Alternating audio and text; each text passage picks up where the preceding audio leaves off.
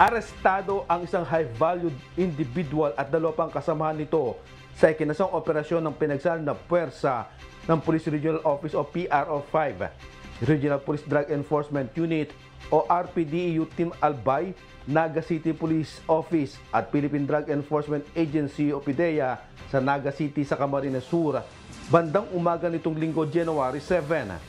Sa isinagawang bypass operation, kinilala ang mga suspect na sina Jamel Daligdig, isang high-value target, at sina Sobranel Paicana at Giancarlo Paicana na parehong street-level individual.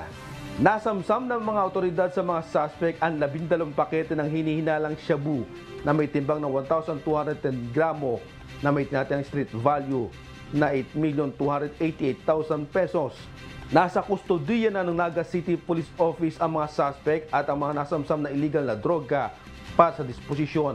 Ang tagumpay ng naturang operasyon ay nagpapakita ng dedikasyon at sinseridad ng PNP Bicol sa paglaban sa illegal na droga sa Kabikulan.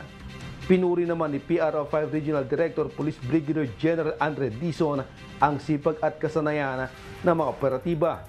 Tiniyak naman ng pamunuan ng PRO5 sa publiko na maasahan na mas palalawakin ng mga otoridad ang kampanya laban sa krimen para sa kapayapaan ng buong rehiyon.